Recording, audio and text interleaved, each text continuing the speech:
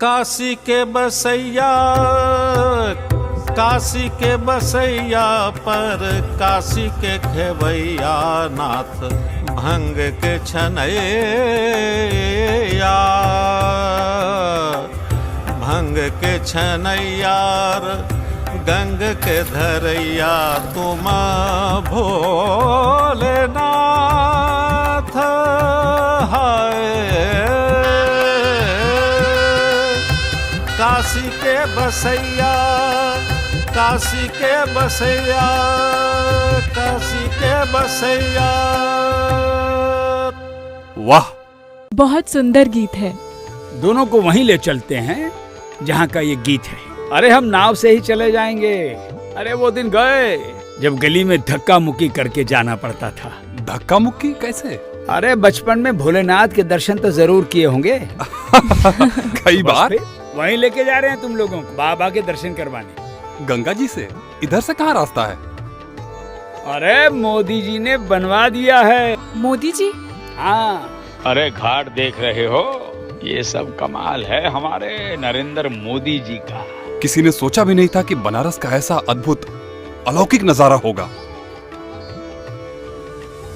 ये नया काशी है, सैकड़ों वर्षों से जो नहीं हुआ है वो हो रहा है। मतलब? अरे मतलब ये है, सैकड़ों वर्षों से बाबा इस गली में छोटी सी जगह पर कैद हैं। दर्शन करने में दुर्दशा हो जाती है। सर उठाओ तो तार, पैर बढ़ाओ तो गंदगी ही गंदगी।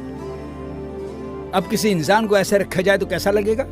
जब उनकी घोषणा की गई कि ये प्रधानमंत्री के उम्मीदवार हमारे होंगे, उसके बाद वो काशी विश्वनाथ जी का दर्शन करने आए थे।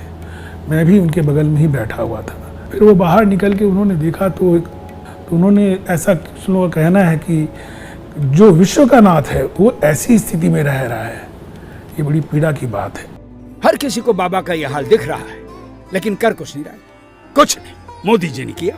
हमारे मोदी जी ने प्रण लिया कि वो भोले बाबा के इस पवित्र स्थान को वही गौरव, वही रूप देंगे जो हर भगत को श्रद्धा से भर देंगे। उन्होंने काफी कुछ समझाया। बात तो काफी हुई कि ये बहुत गीच विस्तार है, बहुत तकलीफ होती है जो लोग जाते, बहुत भीड़ होती है। प्राइम मिनिस्टर ने तो बताया कि मन प्रफुल्लित हो जाए, स्पिरिचुअल जर्नी सिग्निफाई करे वैसा कुछ आर्किटेक्चर करो। और कमाल दिखाएं? बताइए। यहाँ जो लोग नाव से आते हैं, पता है नाव आजकल कैसे चलती है? ऐसे ही चलेगी जैसे आप चला रहे हैं, या मोटर से चलेगी? वो सीएनजी गैस। सीएनजी? अरे वाह, इसका मतलब नो पॉल्यूशन। आप इतनी ये डीजल की बोट चलती हैं, इनको ये इतना पोल्यूशन करती हैं, काला धुआं निकलता है। फिर उन्होंने मंथन करके हम लोगों ने सीएनजी में क्या बोट चल सकती है। पर मंदिर के आसपास के घरों को कैसे हटाया गया? मुझे याद है जब मैं छोटा था तो मंदिर के आसपास तो बहुत सारे घर हुआ करते थे। एक बात शुरू से उन्होंने बहुत स्पष्टता से हम लोग को कह दी, इसमें लोग सहभागी बने। उन्होंने टर्म्स यूज किया था कि कोवर्जन नहीं कोऑपरेशन, कॉन्फ्लिक्ट नहीं कोऑर्डिनेशन। उनका बहुत ही मानवीय पहलू मैं कहना चाहूँगा कि किसी को भी डिस्प्लेस किया जाए तो प्रॉपर्ली कंपनसेट किया जाए। अच्छी बात ये थी कि जब प्रोजेक्ट कंप्लीट होने में आया तो किसी भी एक सिंगल रिट की भी पेंडेंसी नहीं थी, और धीरे धीरे लोगों को श्रद्धा भी डेवलप होने लगी कि कहीं ना कहीं उनकी जमीन भी भगवान के चरणों में जा रही है। और भैया वहाँ जो आसपास में मंदिर थे उनका क्या हुआ? अरे वो वहीं पे हैं, अब वहीं पर रहेंगे जहाँ वो थे। वो भी हम लोगों के लिए एक टास्क था, उनको बचाना है, उनका सौंदर्यीकरण करना है, रेस्टोरेशन करना है, पूरा उनको आईजीटी मतलब नए मंदिर की तरह बना के देना है। अच्छा, ये सब तो दूसरे मंदिरों का हुआ। जो मुख्य मंदिर था उसका क्या हुआ? मुख्य मंदिर? हाँ। मुख्य मंदिर तो सोने से सजा दिया गया है। सोने से? हाँ। अब तो मंदिर वाकई बहुत ज्यादा सुंदर हो गया होगा। और क्या, अरे जितना सुंदर दिन में लगता है उससे कहीं ज्यादा सुंदर रात में लगता है। एक चीज उन्होंने जरूर कहा, उन्होंने कहा कि वहाँ मंदिर परिसर में ऐसी स्पॉटलाइट्स दीजिए, ऐसी लाइटिंग दीजिए, न केवल मंदिर दिन में खूबसूरत लगे लेकिन रात में उसकी खूबसूरती आए।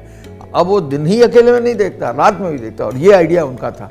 मेरा तो मन कर रहा है कि अभी दौड़ के जाऊं और सोने से सजे मंदिर के दर्शन कर लूं। पवित्र काम में देरी किस लिए? हेलो, कहाँ हो तुम लोग? मैं विश्वनाथ धाम पर हूँ। किस गेट पर? मैं गंगा जी वाले द्वार पर हूँ। वही रुको, मैं आती हूँ। मैंने आपको बताया था ना, मेरी कॉलेज की सहेली यहीं पर रहती है, तो वो हमसे मिलने आ रही है। अच्छा, अरे तो चलो, नाव को एकदम द्वार तक ले चलते। कैसी हो? एकदम बढ़िया। तुम कैसी हो? बढ़िया। नमस्ते जी। नमस्ते। तो क्या प्लान है आज का? बस इस भव्य धाम के दर्शन करने थे, सोचा कि तुमसे मिला जाए। एंड यू नो व्हाट, बहुत कुछ अमेजिंग सुना है इसके बारे में। वाकई है ही इतना खूबसूरत। जब दर्शन करोगे तो खुद पता चल जाएगा। तो दिखाइए फिर। भव्य द्वार देख रहे हैं आप? इसका तो विचार ही नहीं किया था। अच्छा, तो ये बना कैसे फिर? मोदी जी की वजह से। वाह। उन्हीं की कल्पना है। उन्होंने सोचा था जब गंगा जी की तरफ से लोग दर्शन करने यहाँ आएंगे ना, तो वे भव्य द्वार से प्रवेश करें, ताकि उन्हें भव्यता का एहसास हो। सच में ये फीलिंग तो आ रही है। वो तो है। आपको पता है, जितना ध्यान धाम की भव्यता का रखा गया है ना, उतना ही ध्यान धाम की सुविधाओं का भी रखा गया है। जैसे बुजुर्ग लोग, दिव्यांग लोग मंदिर परिसर में कैसे आएंगे जाएंगे, गाड़ियाँ कहाँ खड़ी होंगी, हर बात का ध्यान इस धाम में रखा गया है। इस धाम के कण कण में काशी की परंपरा और महात्म्य की झलक दिखाई देती है। आप लोग जब देखेंगे तो खुद ही समझ जाएंगे। मुझे एक बात समझ नहीं आई कि गंगा के किनारे तो घाट बन गया, पर शिवजी तक गंगा आज भी बाल्टी से जाती है। बाबा का रोज सत्कार गंगा जल से होता है, पर वो भी बिना लोटे और बिना बाल्टी के। विश्वनाथ जी के ऊपर शावर के माध्यम से गंगा जी का पानी प्रतिदिन चढ़ाने की व्यवस्था की गई, और जो प्रधानमंत्री जी का सपना था कि गंगा जी विश्वनाथ जी से जाके मिलें, अब वो प्रतिदिन 24 घंटे हो रहा है। एक बात और, अब तो यहाँ पे सैकड़ों भक्त एक साथ दर्शन पूजन कर लेते होंगे। सैकड़ों नहीं, 25-50 हजार भक्त भी एक साथ आ जाए ना, तो भी कोई दिक्कत नहीं है। श्रद्धालुओं के लिए बेहतर सुविधाएं हो, इनका विशेष ध्यान रखा गया। जितने भी मेन रास्ते थे, मुख्य रास्ते थे जो मंदिर की ओर आते थे, वहाँ पे यात्री सुविधा केंद्र बनाए गए। उन यात्री सुविधा केंद्र में पेयजल की व्यवस्था है, अल्प ठहराव की व्यवस्था है, टिकट बुकिंग, सुगम दर्शन और वॉशरूम, इन सब की पर्याप्त व्यवस्थाएं हैं, साथ ही ताकि वहाँ से श्रद्धालु थोड़ी देर आ करके अल्प विराम कर सके, अपना लॉकर में सामान रखें और फिर अच्छे मन से जा करके बाबा विश्वनाथ के दर्शन करें। अन्नपूर्णा जी की एक मूर्ति जो कभी 100 साल पहले काशी के घाटों से कभी गई होगी, कनाडा में जो है एक यूनिवर्सिटी में रखी थी, वो मूर्ति जो है वापस इंडिया वापस आई। तो उद्घाटन के समय तुम यहाँ पर थी क्या? अरे उस दिन ऐसा मालूम पड़ रहा था, काशी का तो कण कण उत्साह और उमंग से भरा हुआ था। ऐसा लग रहा था जैसे मोदी जी यहाँ आए नहीं हैं, उन्हें किसी दैव्य शक्ति ने यहाँ बुलाया है।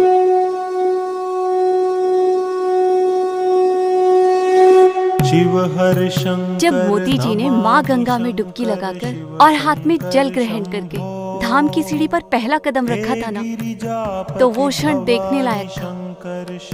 पूरा देश गर्व से अपना सीना चौड़ा कर रहा था कि मोदी जी ने काम करने वाले लोगों के लिए जूट की चप्पल भी बंटवाई। हमारे मोदी जी ने जूट का चप्पल मंगवा के हम लोगों को दिए। हम लोगों का बहुत अच्छा लगा और हम लोग को ठंडा से बचाव हुआ। जिस तरीके से मोदी जी ने धर्म और संस्कृति को सहेजा है, वो अद्भुत है। बस अब ये धाम ऐसे ही बना रहे सदियों तक। मेरी काशी के प्रति प्रधानमंत्री जी का जो एक आत्मीयता का भाव है, वो प्रत्येक काशी वासी ने तो देखा ही था, आज पूरा देश और पूरी दुनिया देख रही है। हजारों वर्षों के बाद बाबा विश्वनाथ और माँ गंगा का मिलन काशी विश्वनाथ धाम के माध्यम से हुआ है, और सचमुच यह क्षेत्र अपने प्राचीन समय में आनंद कानन के रूप में जाना जाता था। आज वो आनंद कानन वहाँ पर मूर्त रूप लिया है।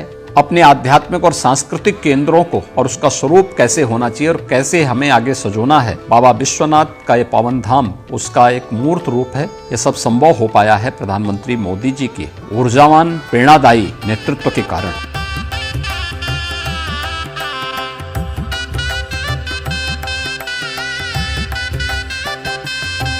काशी के बसैया, काशी के बसैया, काशी के बसैया, काशी के बसैया।